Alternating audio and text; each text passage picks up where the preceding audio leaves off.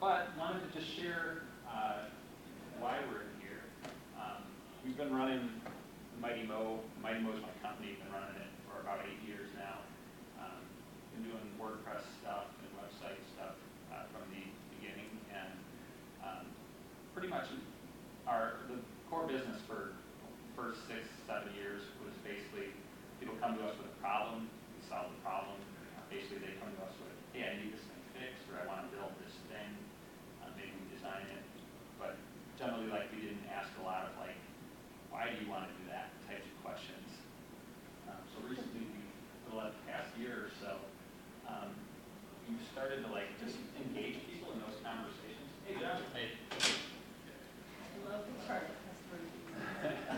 So what we found is that I had a conversation yesterday with a client that illustrates like the whole reason behind our change. And like basically about a year ago, we pitched a client. We actually came to the table with some ideas. We're like, look, here's what we think will work really well for you. Basically, it was a whole like sales proposal for the business, their sales team at like a security company, and they were totally digging it. The owner was in the room going, "This is great. This sounds awesome." So like we built a whole website. The whole purpose of the website was to support the sales team out in the field.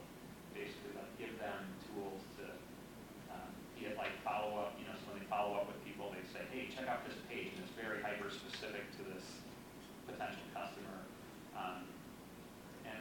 But I talked to them yesterday, and they're like, it was as if they never heard that conversation.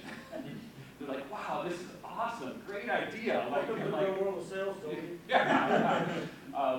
And so, like, basically, I re-engaged them on it. They're like, "God, this is awesome. Let's keep going with this." You know, it was like, I was just like blown away by it.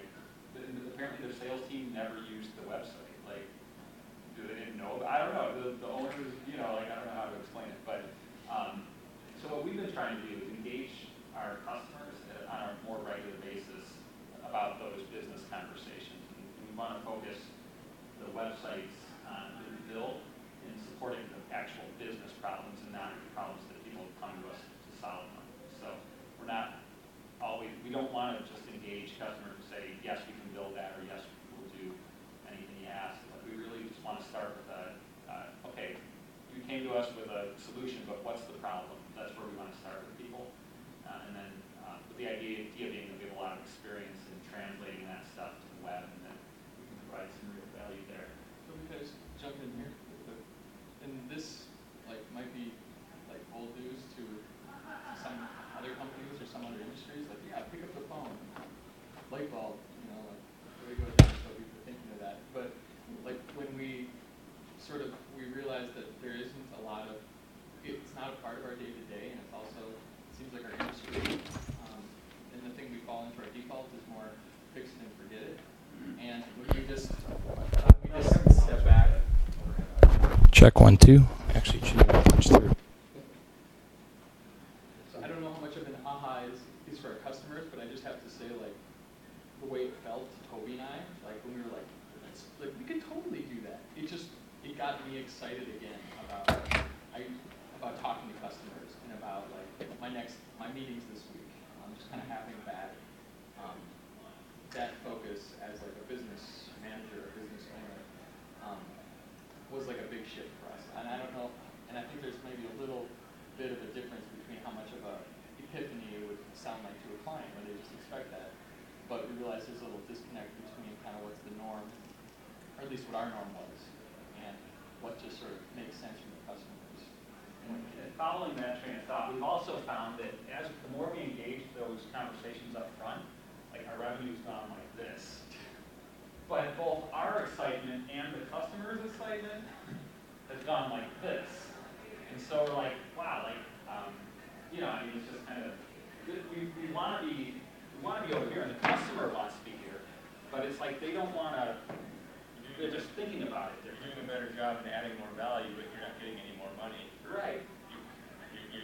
For the amount of time you're putting in. Well, it's not even that. It's that they won't even take it to here. Yeah. You know, as soon as we start asking questions, they go, "Well, this guy said we'll just do it." You know, like, okay, you know, because it's easy to find someone to build a website or something. Oh, okay. You know, so like it's hard for us to get here, and this session, what we hope to come away from this session is like, if you guys think this is a good idea and a business model that's worth pursuing, we need help in how to package that, how to think about it, sell it to customers. If you think that there's no money here, let us know that too. Because so far we've been unable to make it work.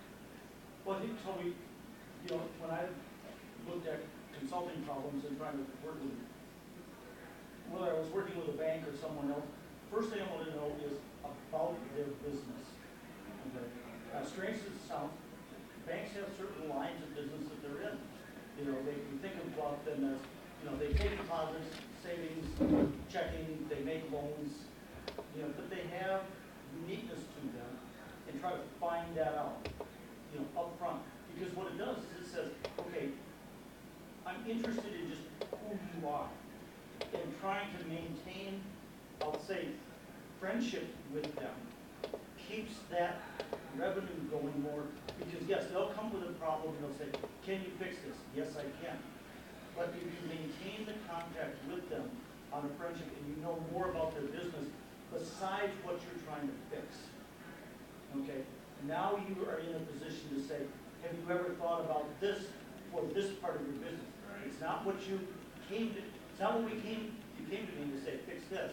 So you're saying fix it and then engage that conversation? Yeah, but I would start with a basic understanding. If I come to you and say, Toby, I need to have a sales tracking system, the first thing you should want to know is, what am I selling? What's my business like? What do I want to, what are my objectives? Find out what my business need is overall, not just to fix sales tracking. Okay, so that you can keep applying, once you get the sales tracking, maybe you've got some fulfillment stuff that needs to be done, you know, but that can tie into that. But by maintaining a discussion with them and starting it right away, because once you're into the revenue dropping and the problem that they come has been solved, they're not going to want to engage more. Get it as right up front that this is what I'm going to do, is I want to keep knowing about your business, what motivates you, etc. Yeah. Does that make sense to you, Toby? Yeah, yeah. I mean, I think the takeaway though for me is that like we can't engage this conversation if we want until after we've already gotten to the customer. That's what you're telling me, right?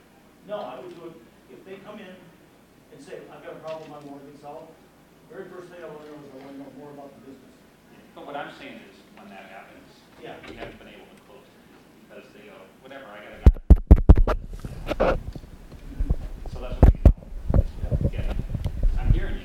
Yeah, So it doesn't. hiring somebody else to kind of implement the idea you Sorry. come Sure. up with. Thanks. Now I'll go directly to the video. Well, I mean, what'll happen is, you know, if we say, wait, hold on a second, why do you want this slider, let's say? Yeah. Why do you want to connect to Twitter? But see, that sounds to me like it's an education problem, not an engagement problem. Yeah. And then how do you monetize the education process? Mhm. And you can't. Mm-hmm. The only thing I've found is institute some kind of retainer policy. So for long-term clients, for X dollars a month, I'm available. And that kind of, I found that kind of somewhat takes care of that. There's still a huge resistance. You know, with established clients, it's not a problem. It's with new clients. Where's the resistance coming from? Why are they? Spending the money. But why, if it's providing real business value, why are they so? What, you know what I mean? Because they're not convinced that they need it yet. Yeah. It's not so much that they're not convinced that they need it. In my case, it's that why should I pay you X when John down the street only charges X a factor of 2? Are they convincible though? Oh, sure. Well, how do you convince them then? Is the air horn too loud for you, Toby? Well, one thing it makes me think of is that we're talking about how you educate a customer, but maybe like to step back even further, maybe we're just talking to the wrong people. Maybe you can't, someone who comes to you wanting something fixed, you're wasting time trying to talk them into this educational, value and educational thing. You gotta talk to people who, one thing I've noticed when talking to clients is they kind of want what they want.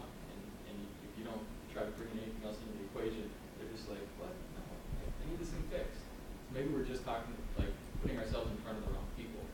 Or at least need to be able to weed out which ones are open and which ones aren't really worth following up on. Yeah. Yeah. Can I ask you a question? So I just want to step back a second and kind of reframe what it is exactly that we're discussing. So you have a client, with this prototypical client, then they approach you not to design a website for them, but maybe to fix a certain They might function. come to us and say, we need a website built.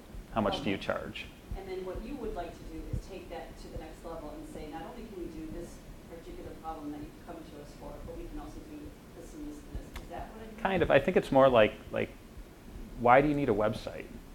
You know, it's like that sort of, that like most of the people we talk to haven't really thought through it, you know. What's the underlying problem this Yeah. website is going to solve? Right.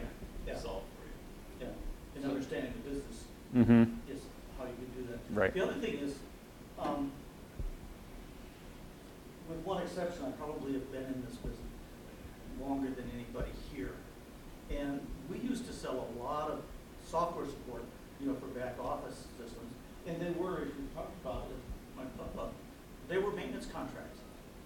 And Web hasn't done a very good job of saying, look, there are things that are going to change over time.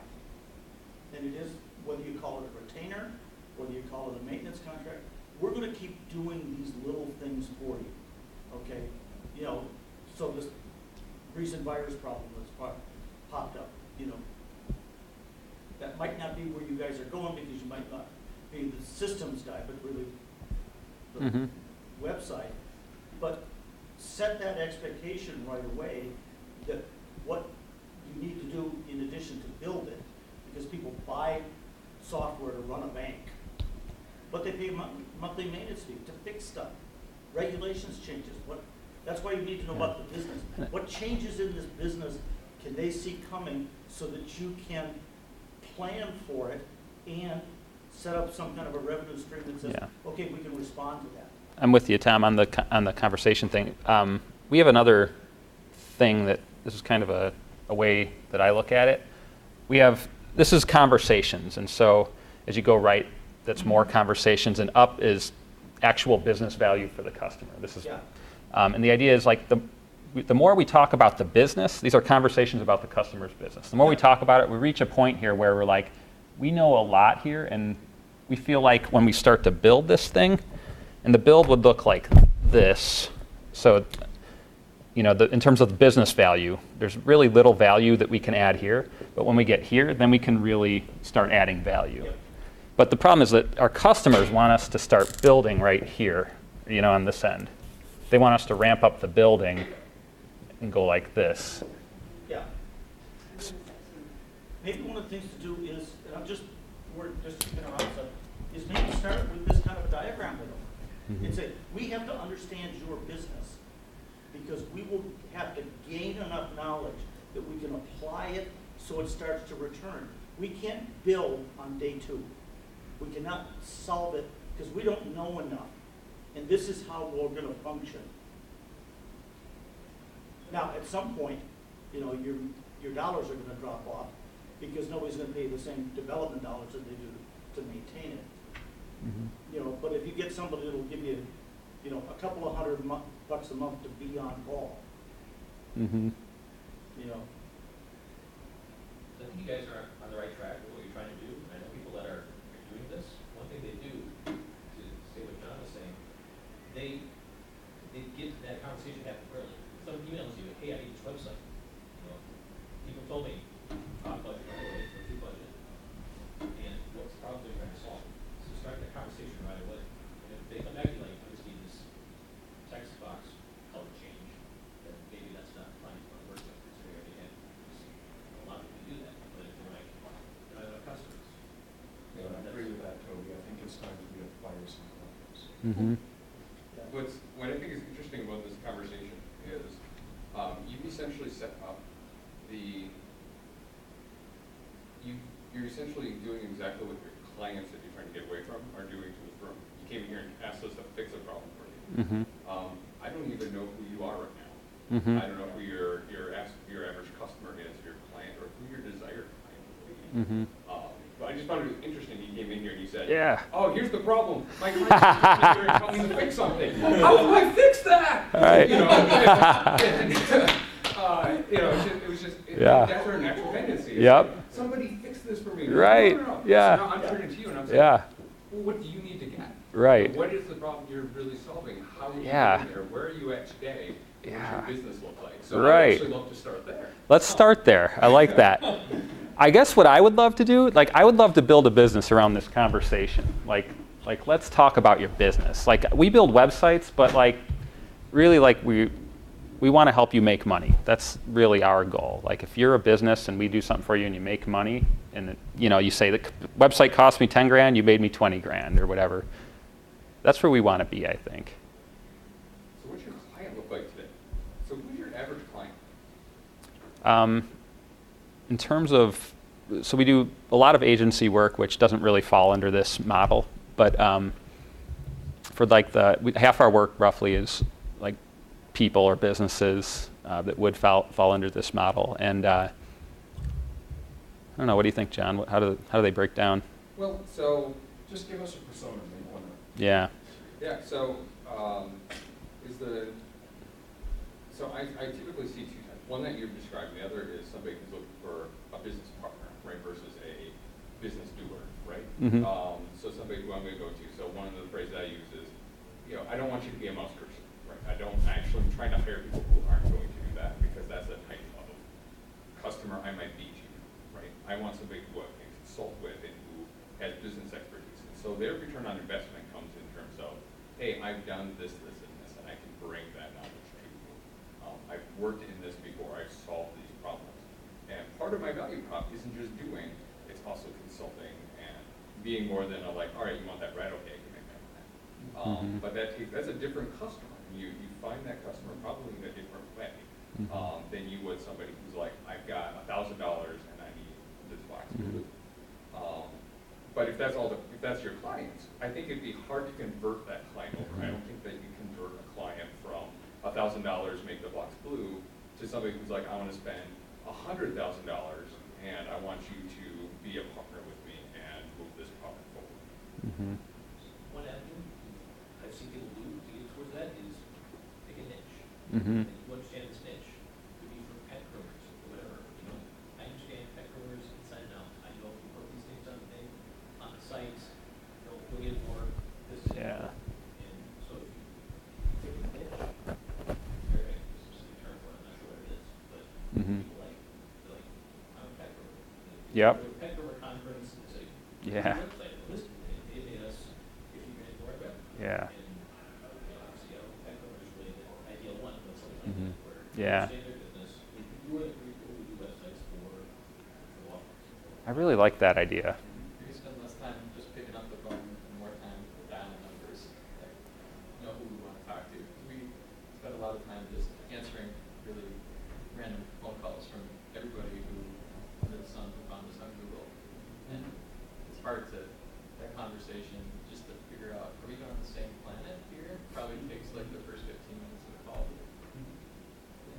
Well, and part of it is also finding what you guys love, right? So some of the best partners I've worked with is because they genuinely love the area that they're in, right? So it might be in terms of commerce, right? They just love being in commerce, and because they love commerce, they know a lot. They spend their time reading. They only work with people who are doing commerce stuff, and so they bring expertise into that. And so what I find is that I don't find generalists in this. I find specialists. I have a mobile person, and I pay that person very well to be consulted here and to really help me in terms of data. I've got people that I go to in terms of, it's very obvious, but search engine optimization, right? There's people who all they do is search engine optimization, and that's how they do it. They're consultative in that they bring that along. It's harder to do that if you're a generalist. I do every website. I do all those things. So, part of this transition might be saying my customer is somebody who's in this area. And I'm gonna be more effective because instead of having 100 clients at $10, I'm gonna have 10 clients at 100, right? And they're gonna value this, and that's what I. So do you get a bunch of people from Google? That's where people find you? That's where people, once your clients are, Most of our clients just find us on the website. so what does your website say? Does it say, we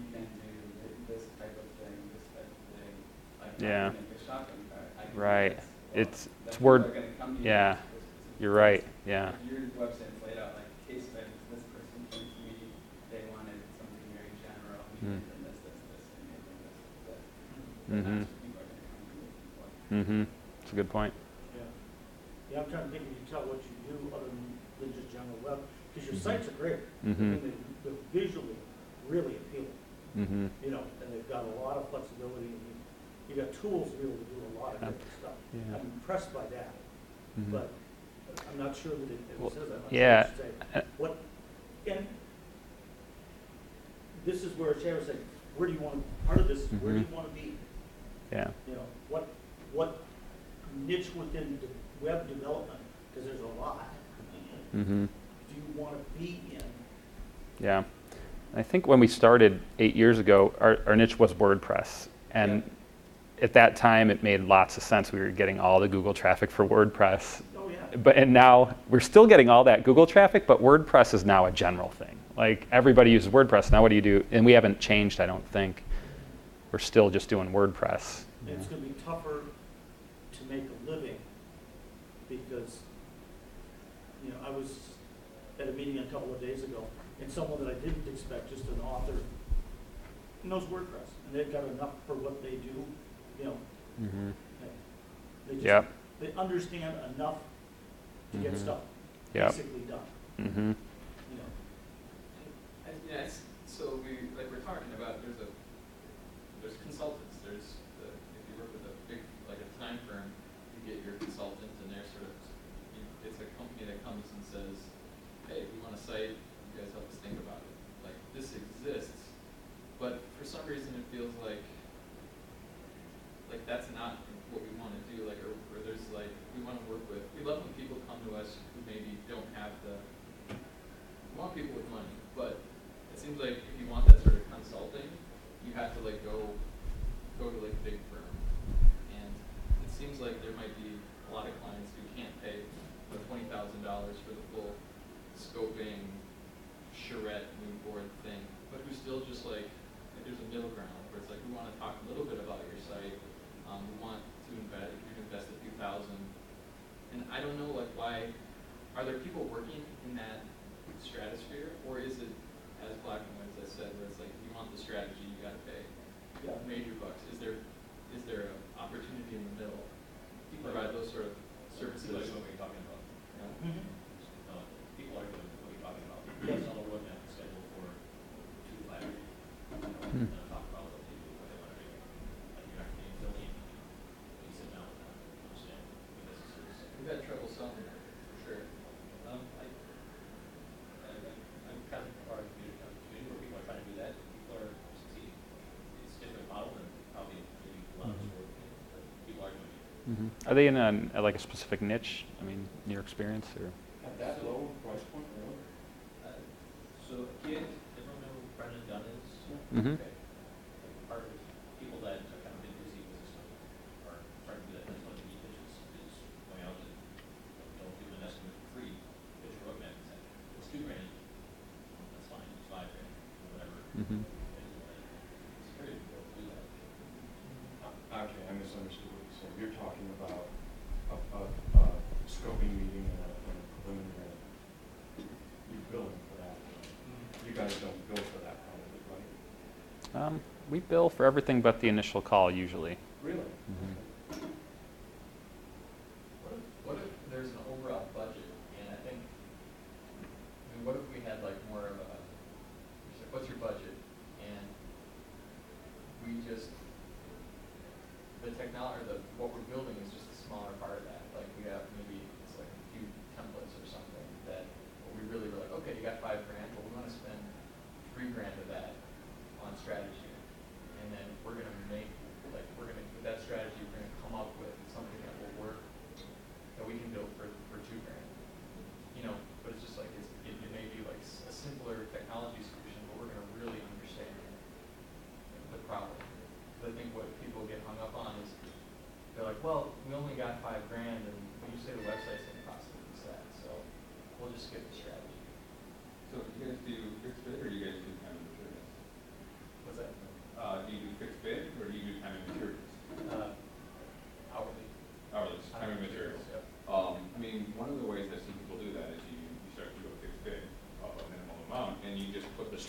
don't care. You don't even tell them that, right? Mm-hmm. So before I was working where I was at now, I was a consultant and contractor, and nobody wants to pay for project management, nobody wants to pay for strategy, everyone wants to pay for all the stuff you actually need, so you Right. can bill it all as developers, and you actually do all the other stuff. But Ask for, ask for forgiveness and affirmation. well, no, I mean, it's all the work, you're gonna do it anyway, right? So Yeah. if you say it's a fixed bid, it's gonna cost you $8,000, and that's just what it costs to make this kind of a website. They say, great, $8,000. And say, all right, and if we get to within 10% of that, blah, blah, blah, you can bill it that way, but, you're not being dishonest. You're saying it costs this much to do the work you've done, and that is inclusive of the strategy, the project management, the, you know, things that you need to do to be successful for your client.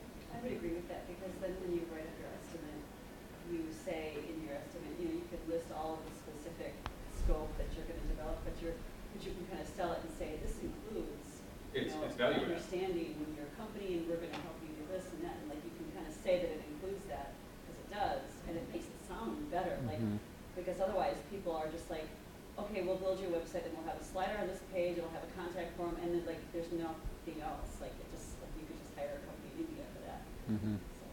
Yeah. The other nice thing about what Chad's doing, and that's fairly, a third of the way in here, you've got a pretty good idea of exactly what you're gonna do, and you get their buy-off that that's what you're gonna do, so that when they add something, you have the discussion that says, fine, I can do that, but we fixed bid this, either what do you want me to drop, or it's gonna cost you Y dollars more. Because that'll eat your lunch if you don't, and if you've never done it, it's uncomfortable the first couple of times to say, you know, gee, it's great, Joe, that you want that, but what do you want not here for me to put that in? Because we know it'll be there. There will be something they want to add. Toby, I have a question about your image over here. The green line is conversation, right? Yep. Why does it fall? I guess it falls because at some point I feel like we need to start building, and you know, the line might not if we start building here, like if we actually start building there, the line probably doesn't fall. But if we were to keep talking instead of building, yeah. It's how much knowledge. Actually, it always rises because you always know more. But right. the return on your time is what drops. You know. Yeah. You spend more time in learning class. Right.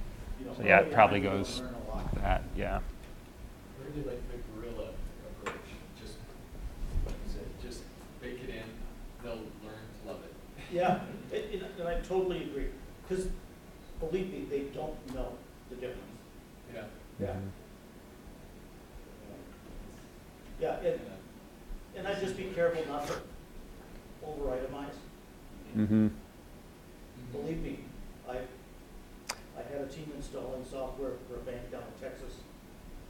So when And someone they bought donuts one morning, and you know, when a customer gets a bill that says conversion donuts, they don't want to pay it. So, what do you like when you say that? What would you include in the itemized?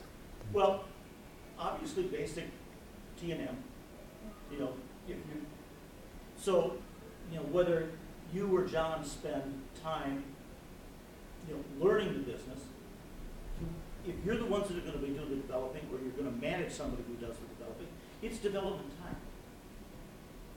Even though it's learning about the business, it's developer time. Period. That's, you know, why give them more?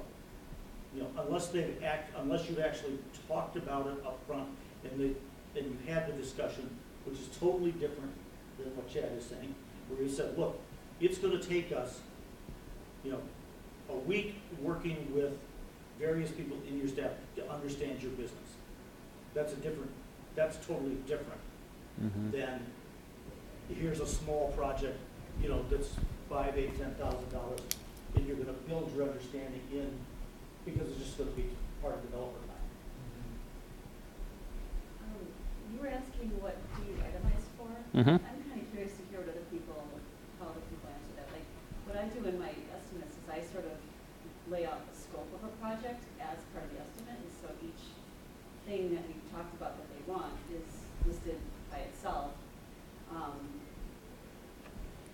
that other people do? I mean, like, I mean, does anybody actually just say, website is the only line item, like, what, like, Awesome website. Right.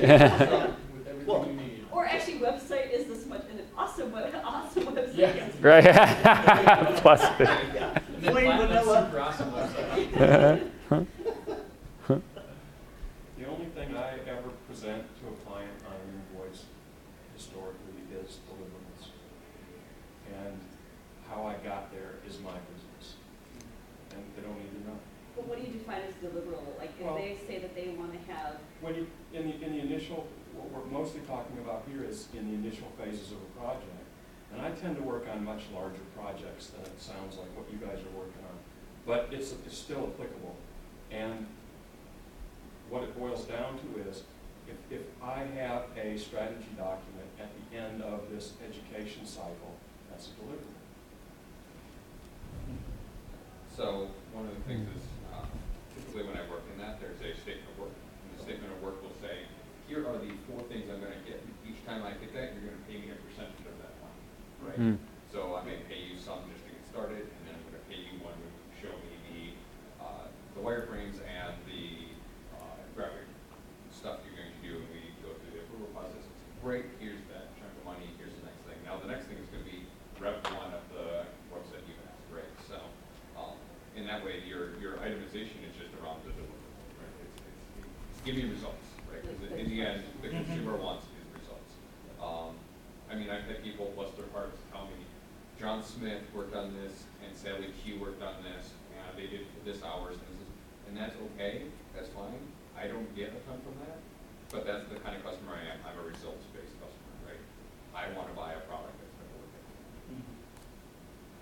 Mm-hmm. So, but I don't know, it's been a long time since I've seen someone say, and the project management was this much, and business development cost you this much. And I mean, it's either like people, and I understand that person's hours, and I'm doing that, and that's more of the kind of time and materials. I want to understand where I am against that budget versus I fixed bid this, and I have a product that's going to be delivered by August 2015, and it needs to hit these 7 milestones. If I can understand that we're on the same page, okay, it's something that's far out as August 2015. Mm-hmm. You guys bill by the hour. Mm-hmm. I haven't thought this all the way through, but what if you stop doing that? Just bill by deliverable. Mm-hmm. Because I'm sure you have a tool chest that you reuse, right? Mm-hmm. I mean, I know I do. Mm-hmm. And it's a sunk cost. I mean, it's done that. Mhm. It's ready to go. You have to fine tune it for each client. But what if you just built through the deliverables? Mm-hmm.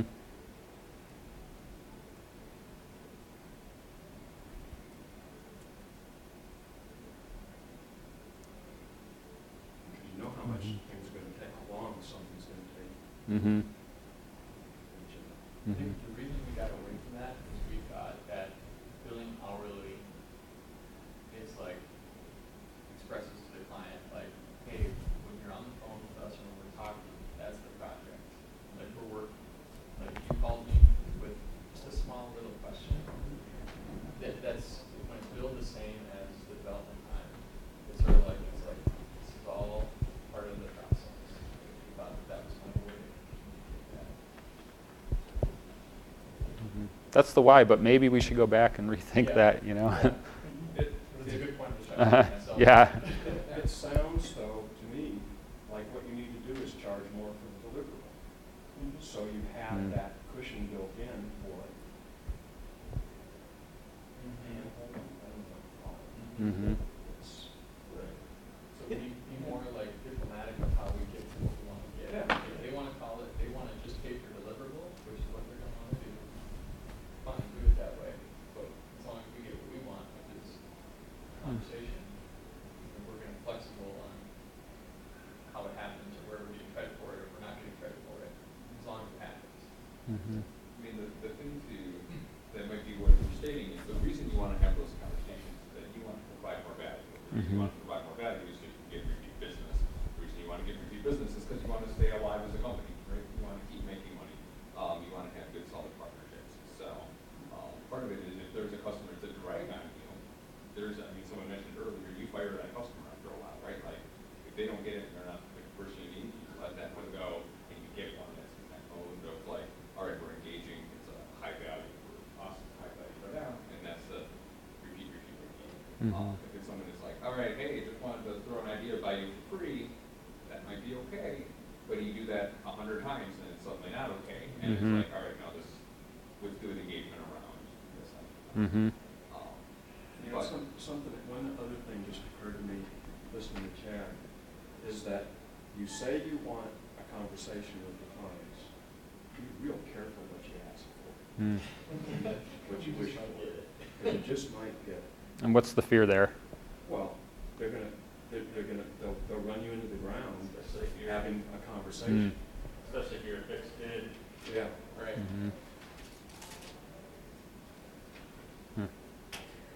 You know, I think part of that is you have to get some quick snapshot understanding of what this project is. Is this going to be a 5 to 10, or is this going to be 40 or 50,000? You know, at 40 or 50,000, I think it's a lot easier to say I'm going to have this conversation so I can map out this project. You know, find all of the deliverables, identify all of that. You know, and I think at that range, I think Chad, you agree. Once you're up in that range, people expect project management. correct. And they expect to see that stuff laid out. Okay, and spend that time. You know, in that 4, 5, 8, 10, they're just looking for the job done. You know, and you got to have a sense of that, you know, right away. And then, you know, they just build to it. Yeah. You know, so that you can have the conversation with them, learn about what they want to do in more detail, look at the deliverables, and be able to come back and say, can't do it in the price range. You know, it just isn't going to work. You know, this is really what it is. And one thing Chad said, and I'm sure you guys do it though, it's worth repeating, get money up front or on the deliverables. Don't want to wait until you send somebody a $10,000 bill and they don't want to pay it because, you know, the Pantone color is off by shades. You know. Right. You know, yeah, just get paid as you go along. Yeah. You know, some stuff is small enough. And the other thing is on those customers, Michael was talking about, that you don't want because all it is, I'll say, nuisance maintenance. Just keep raising the rate. It'll either become profitable or they'll go someplace else. Yeah, it's a fine-edged sword, especially on large projects. Yeah. I do, with my largest clients, I do an awful lot of paintballing. Oh, yeah. And it's just part of the game, and I don't have a problem with it. But if I do a small project, and I got somebody calling me up every day about, well, you know, I think I want it this shade of pink instead of this shade of pink, that freaks me out. Just leave me alone. I wonder, it's done at 11:30, right? Yeah. I wonder if we could take the last few minutes. So we've tried a few things to translate. We've tried a few things so far, kind of translate what we're talking about into actual services. I wonder if we could like get some try to take some of this feedback and apply it to those specific, like is our Magic Wonder membership, is it doing this? Or how can we change it to incorporate some of this feedback and try to sort of bring it to something specific. So we have a membership service where instead of us just building it, scoping it out, building it, handing it off, it's basically a membership service that lasts 1 year to build the site out. So you partner's the wrong word, but we get your site up quickly with the very core requirements, and then we work with you over 1 week to really fine tune as the client learns about WordPress and as we learn about the business. So we have monthly check-ins where we're saying what's working, what's not. Tell us about your frustrations with management of the site or with your business in general. Let's try to translate that into your web environment. So it's just like a more a different development process, essentially. And we're billing it as a membership service. So it's retainable. Yeah, it is. Whether you call it retainer or maintenance fee, Yeah. It's, Yeah, that's what you're doing. it's a nicer name, but it's the same thing. And they pay a flat rate monthly. Yeah. Yeah, Oh, yeah, so it's like using a retainer to build a site. yeah.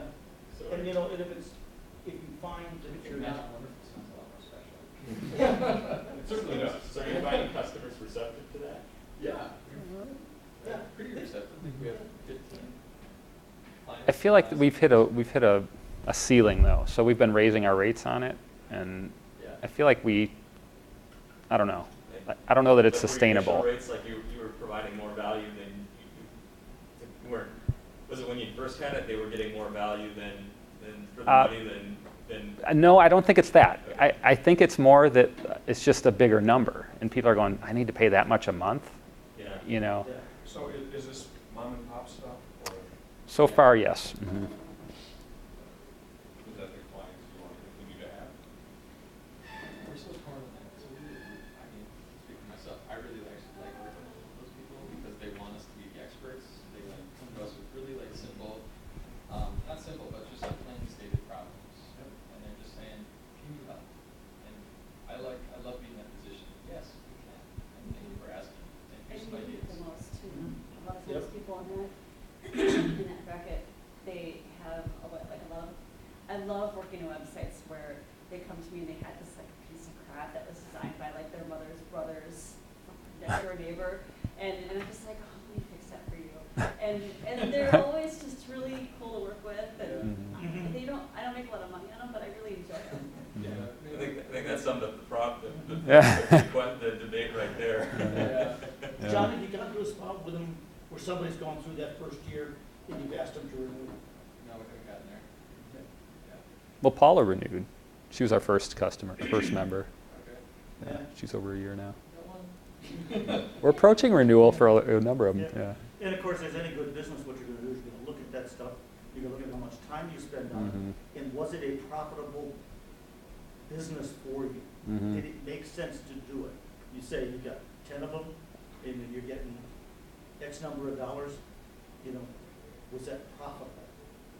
You know, because Mhm. every piece of your business should either be profitable or it should support bringing in something that's more profitable. Yep. And so we have a couple minutes left. What is it that what's this conversation? Like, how do we brand that? You know what I mean? Like, what's going to sell that if we talk to people about it? It's not a conversation isn't going to sell it. Especially you're thinking of mom and pop, non-technical business. Potentially, owner, yeah. Uh-huh. And they think, okay, I need somebody to build a website. Mhm. And how do you engage? Right. Well, sometimes your choice of words is going to depend on who they are. Some of them are going to understand I think you need to be humble, partnership. because I'm coming in from the other side of this, where we've worked a lot with Clockwork to build our sites, and the best thing is the discovery and planning phase, where they're humble and they try to understand our passion about what we're doing and our customer, and that'll carry you a long way. Mhm. That'll make that sticker shock a lot easier to absorb if you care about what we care about, even if you don't really. Mhm. So it's not about like what words do we use, but just like how accessible, like just show it, just like they call, answer, Yeah. all the time. Just like, you know, here's my cell phone. So maybe it's more just like how we're available versus what Yeah. what our pitch is necessarily. Mhm. To answer Toby's question, I think you've already got it. It's your membership, what did you call it? What is it? Magic Wonderful membership. Magic Wonderful Membership, Mhm. that's it. I mean, because you're establishing that relationship up front, but everybody knows it's gonna last for at least a year, Mhm. most likely. And then we'll talk about renewal. Mhm. Yeah, and I'd have that conversation right up front. This is what we do. Mhm. It's not a surprise 3 months after it, that, oh, you can do this. It's right up front. This is how we work. Mhm. And that's basically the model that I use on a larger scale. All of my corporate clients and small business clients, they're all on it. Mhm. I really like that you brought up the retainer model, because like when I think of what a retainer is, when I apply that to the development process, what it says is, we don't know what's going to take to build your site, but we're going to figure it out with you. Mhm. We're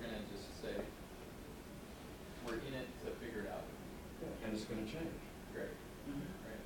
Yeah, I would just be upfront with people and say, we used to do it this other way, where we just built this big thing up front, but when people ran into all these problems with it online, they weren't happy, we were on other projects for that time. So now we can sort of really start off slow and Stress that no matter how well we do it the first time, things are gonna be different a year from now. Right. And so like we used to do that, but we Right. evolved beyond that. There's a lot of people who apply to do this thing, and like that makes sense, sort of, but then you figure out that it's actually better. And also recognizing that 2-3 years down the line, they're gonna need their site to change, otherwise it's gonna be boring. Because the actual content, even if you're using WordPress as a content management system, the content can change, the actual text, tons. But the look and feel, new stuff gonna be there. The other thing that I'd say though on the retainer is kind of having a good idea of what's included in that and what's not. Because when you get down into the second year, and somebody says, oh, I want this, you don't want to be doing it the retainer fee. Have an understanding of what that is. Where does it go between, we're going to keep the site up and running, and I want a change. I have to pay for it. Yeah, you've got to keep in mind that the scope, your initial scoping document and statement of work rule everything, and you've got to get that handled up front as soon as you can. And then you know what's in scope and what's not. And if you're staying in that range, you should be able to cookie cutter those. I mean, you should be able to say, okay, here's my basic statement of work. And be able to just plug into them. They shouldn't have to take you a long time to do. And they shouldn't look different for every single one. Right. Other than the stuff that's in them that you're actually doing. Yep. All right. Well, thanks everybody. This has been really helpful, and Yeah.